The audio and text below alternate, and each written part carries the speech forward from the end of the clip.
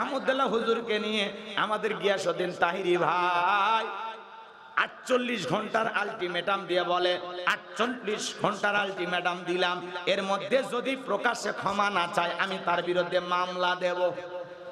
চিন্তা করেন, আজকে একজন আলেম হইয়া যে মতিরই আলেম হোক, কথা বলেন না কেন, আর একজন আলেমকে আপনি আলটিমেটাম দেন, কারণটা কি? সমস্যা হয়েছে, কাছে আসেন, বসেন, ঘরে বসেন, সমাধান করেন। শাইখ আহমদুল্লাহ হুজুরকে প্রশ্ন করা হয়েছে, বিশ্বনবী 40 বছর বয়সে নবুয়ত প্রাপ্ত হয়েছেন, এর আগে রাসূল কোন ধর্মের অনুসরণ করেছেন, এই বিষয়ে শুধু প্রশ্ন করা হয়েছে। তিনি প্রশ্ন করেছেন, এইটাই ইউটিউব ইন্টারনেটের ভাইয়েরা কাটিং করিয়া শুধু ওই কথাটাই ভাইরাল করে দিয়েছে। তিনি যে প্রশ্ন একজন করেছেন, সেই প্রশ্নটা শুধু দেখে পড়েছেন, এর উত্তর তো দেনইনি, তাহলে উত্তর দিছে পরে, সেই উত্তর গেল কোথায়? কথা কয় না কেন? এখন আপনি একজন আলেমের আগে পরে আরো বক্তব্য আছে, আরো কথা আছে, মাঝখানের একটা কথা টানিয়ে নিয়ে গেলে তো বিভ্রান্তি হবে। কথা কয় না? লা তাকরাবুস সালাহ, তোমরা নামাজের ধারের কাছে যাও না। এখন আপনি যদি মনে করেন গোলাম রব্বানী হুজুর এসে গেল নামাজের ধারের কাছে যাইও না, কত বড় বাটপার হুজুর! আসলে কি তাই? আল্লাহ তাআলা পরে কি বলতেছেন? ওয়া আনতুম সুকারা, মানে কি? নিশাগ্রস্ত অবস্থায়। কথা কয় না? লা তাকরাবুস সালাহ, তোমরা সালাতের ধারের কাছে যাও না। কখন? যখন নিশাগ্রস্ত অবস্থায় থাকবা, মাতাল অবস্থায় থাকবা। কথা কোন ঠিক কি না? আগে পরে বোঝা লাগবে তো। আপনি এই পৃষ্ঠার লেখা দেখলেন, পরের পৃষ্ঠারে তার শেষ কথা আছে না?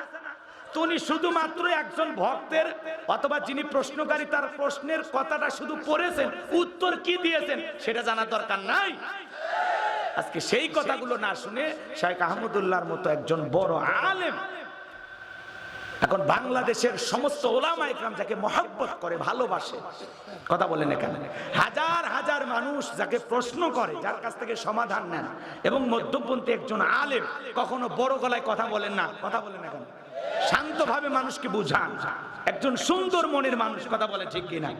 সেই প্রিয় শাইখ আহমদুল্লাহ দামাত বারাকাতুম, তাকে নিয়ে আপনি এইভাবে আলটিমেটাম দেন, আপনার তো 48 ঘন্টা শেষ, এখন কি করবেন? এজন্য তাহিরি ভাইকে বলতেছি, যে জায়গায় আছেন ওই জায়গায় থাকেন, এভাবে কাদা ছোড়াছুরি করেন না। কথা বলে ঠিক কিনা?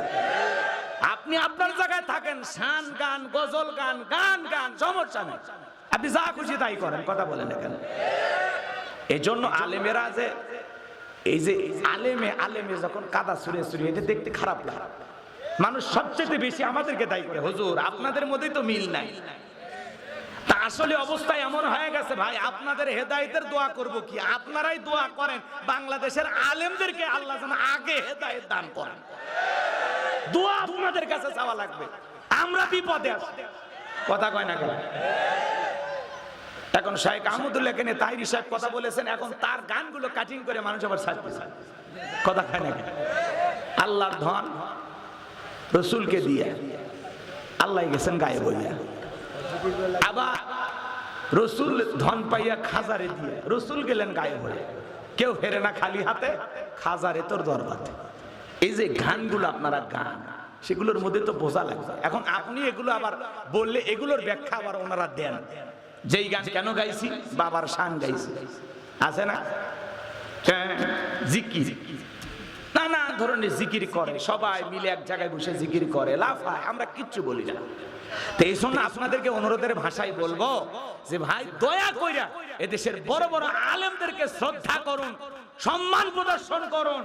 শাইখ আহমদুল্লাহ দ্বারা এদেশে যত দিনের খেদমত হচ্ছে, যত মানুষ উপকৃত হচ্ছে, বন্যা কবলিত হাজারো মানুষের পাশে শাইখ আহমদুল্লাহ হুজুর দাঁড়ায়, গৃহহীন হাজার মানুষের ঘর বাড়ি তুলে দিচ্ছেন। কথা বলে ঠিক কিনা? 3 লক্ষেরও বেশি বৃক্ষরোপণ করেছেন। আল্লাহু আকবার বলে। আপনি খালি গাছ লাগান, পরিবেশ বাঁচান, কয়টা গাছ লাগাইছেন আপনি? আস-সুন্নাহ ফাউন্ডেশনের সম্মানিত চেয়ারম্যান তিনি, যার মাধ্যমে এদেশের হাজার হাজার মানুষকে রিকশা তুলে দেওয়া হয়েছে। যে দরিদ্র মানুষের রিকশা কেনার টাকা নেই, আস-সুন্নাহ ফাউন্ডেশনের সম্মানিত চেয়ারম্যান শাইখ আহমদুল্লাহ হুজুর, তার নেতৃত্বে একটা সুন্দর সংগঠনের মাধ্যমে এদেশের হাজার হাজার মানুষ উপকৃত হচ্ছে। কথা বলে ঠিক কিনা? আজকে তাকে নিয়ে সমালোচনা, তিনি বৃষ্টির জন্য দোয়া প্রার্থনা করলে সমালোচনা, তিনি কথা বললে সমালোচনা। কোনো বিষয় যদি আপনার কাছে মনে হয় যেটা কোরআন হাদিসের সাংঘর্ষিক, আসেন তার কাছে যান, বসেন, ওপেন প্ল্যাটফর্মে কথা বলা থেকে বিরত থাকুন। আলেমে আলেমে আমরা বিভেদ চাই না, কথা বলে ঠিক কিনা? আজকে আলেমে আলেমে বিভেদ আর জালেমে জালেমে দোস্তি, কথা বলেন ঠিক কিনা? কেন ভাই, কেন? শাইখ আহমদুল্লাহর মতো আলেম এদেশে দরকার। আমি গোলাম রব্বানী না থাকলে সমস্যা নাই, কিন্তু শাইখ আহমদুল্লাহ হুজুরের মতো হাজার হাজার আলেমের বাংলাদেশে প্রয়োজন আছে না নাই? তাহলে বেদাত বন্ধ হবে, শিরিক বন্ধ হবে, কথা বলে ঠিক কিনা? অন্ধকার থেকে বাংলাদেশ পাবে আলোকিত একটি দেশ, কথা বলেন ঠিক কিনা? এই জন্য তাহিরি ভাইকে বলবো, এভাবে ধমক দিন না, আলটিমেটাম দিন না, নিজের সংশোধনের জন্য কাজ করেন, নিজেকে পরিবর্তন করার জন্য কাজ করেন, কথা বলেন ঠিক কিনা? নিজের বয়ানটা আরো সুন্দর করেন, জিকির করবেন, আপনি খানকায় বৈশা মাহফিলে যাবেন, শুধুমাত্র ওয়াজ করবেন, কথা কোন ঠিক কিনা? কোরআন সুন্নাহর কথা বলবেন, মানুষ শুনবে, জানবে, আপনার জন্য দোয়া করবে, আর তার কণ্ঠটা মারাত্মক কণ্ঠ। আমরা চাই এই কণ্ঠ দিয়া দ্বীনের খেদমত হোক, কথা বলেন ঠিক কিনা? আপনি আর শাইখ আহমদুল্লাহর পিছনে লাইগেন না, আর এইভাবে কাদা ছড়াছড়ি করেন না। আর 48 ঘন্টার আলটিমেটাম দিলে উনি কি ওনাকে পড়ে আছে, যা দেখেন শাইখ আহমদুল্লাহ হুজুরকে বলবেন, উনি এই বিষয়টা নিয়ে নাক গলাবেন, কথা বলে ঠিক কিনা? কে কি বললো, সমালোচনা হতেই পারে, যে যত উপরে উঠবে তার তত বেশি সমালোচনা হবে। আজকে মিজানুর রহমান আজারি ভাই দেশের বাইরে কেন? এই টুপিওয়ালাদের কারণে, কথা বলে না। 2-4 জন আলেম জেলখানায় কেন যায়? এই টুপিওয়ালাদের কারণে, কথা বলে।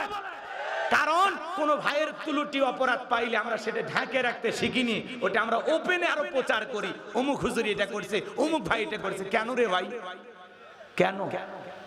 কথা কয় না কেন? লুকিয়ে রাখতে পারেন না, গোপন রাখতে পারেন না? আলেমের সমালোচনা আলেম হয়ে আপনি কেমনে করেন? হতে পারে একজন আলেমের ভুল, হতে পারে একজন আলেম অন্যায় করেছে, অপরাধ করেছে, আমরা তো মানুষ, মানুষেরই তো ভুল হয়, কথা বলে ঠিক কিনা? সমালোচনা কেন করেন? কোন হুজুর বিয়ে করলে সমালোচনা আছে না নাই? বউ ছেড়ে দিলে সমালোচনা আছে না নাই? কেন? হাজার হাজার তালাক হচ্ছে, কথা কন না কেন? ঢাকা শহরে একজন কাজী সাহেব হিসাব করে বলেছেন, এখন 80% তালাক হচ্ছে, আর 20% বিয়ে টিকে থেকেছে। গত বছরে একটা হিসাব দিছিল, বিয়ে হয়েছে কয়েক হাজার, তালাক হয়েছে লাখের কাছাকাছি, কথা কয় না কেন? কারণ বিয়েটাও এখন মেয়েরা বিজনেস শুরু করছে। এজন্য তো জল্লা শাহজাহান হাতে পড়ে গেছে, চাচা বিপদে পড়ে গেছে, কথা কোন ঠিক কিনা? কারণ মেয়েরা যৌতুকের টাকাটা পাইয়া আর একজনকে ধরে, আবার ওর কাছ থেকে যৌতুকের টাকা নেয়, এরকম আছে না নাই? এই জন্য আল্লাহ যেন আমাদের হেদায়েত দান করেন, জোরে বলেন আমিন। এই জন্য কোন আলেমের সমালোচনা করা যাবে? গিয়াসউদ্দিন তাহিরি সাহেবের জবান আল্লাহ পাক দ্বীনের জন্য কবুল করেন, আল্লাহ পাক যেন তাকে সঠিক বুঝ দান করেন, জোরে বলেন আমিন। শাইখ আহমদুল্লাহর মতো দরদি আলেম দরকার, যার মাধ্যমে এদেশে দ্বীনের প্রচার প্রসার হচ্ছে, দ্বীনের খেদমত হচ্ছে, কথা বলেন ঠিক কিনা? বাংলাদেশের অসংখ্য দরিদ্র মানুষকে তিনি আল্লাহ রাব্বুল আলামিনের দোয়ায়, মানুষের দোয়ায় আর শাইখ আহমদুল্লাহর নেতৃত্বে হাজার হাজার অসহায় পরিবার আজকে স্বাবলম্বী। আল্লাহু আকবার বলেন, একটু জোরে বলেন।